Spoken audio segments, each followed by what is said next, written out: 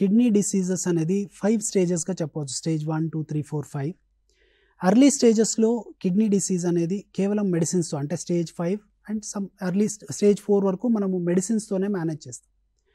ఒకసారి స్టేజ్ 5 అంటే kidney damage కనుక కంప్లీట్గా డ్యామేజ్ అయినట్లయితే వాళ్ళకి రీనల్ రీప్లేస్మెంట్ థెరపీ, అంటే కిడ్నీ ఫంక్షన్ చేయట్లేదు కాబట్టి ఆ ఫంక్షన్ని మనం ఆర్టిఫిషియల్గా చేయాల్సిన అవకాశం ఉంది.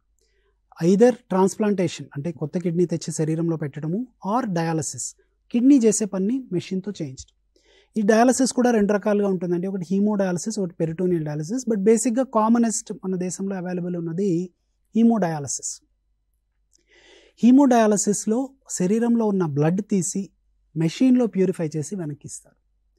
సో మనం ఎలాగైతే ఎవ్రీ 2-3 డేస్ కన్నా కనీసం మినిమం ఇల్లు క్లీన్ చేసుకోవాలో అలాగే రక్తాన్ని కూడా క్లీన్గా పెట్టుకోవాల్సిన అవసరం ఉంది. కాబట్టి కిడ్నీస్ ఆ పని చేయలేకపోతున్నాయి కాబట్టి మెషిన్ ఆ పని 2 డేస్కి ఒకసారి బ్లడ్ని, టాక్సిన్స్ని క్లియర్ చేసేసి ఎక్సెస్ వాటర్ క్లీన్ చేస్తుంది. అంటే ఇల్లు క్లీన్ చేసినట్లుగా రక్తాన్ని అంతా క్లీన్ చేసి మళ్ళీ ప్లెయిన్గా తీసుకొస్తుంది.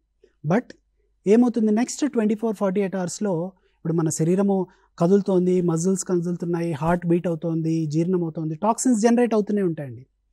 సో టాక్సిన్స్ జనరేట్ అనేవి మళ్ళీ క్లీన్ చేసుకోవాల్సిన అవసరం. So it's a repeated cleaning process. Chronic kidney disease ఎవరికైతే కిడ్నీస్ కంప్లీట్గా డ్యామేజ్ అవుతాయో వాళ్ళకి రిపీటెడ్ డయాలసిస్ వల్ల బ్లడ్ని మనం ఎప్పటికప్పుడు టాక్సిన్స్ నుంచి క్లియర్ చేసి పేషెంట్ హెల్దీగా ఉండే అవకాశం ఉంది.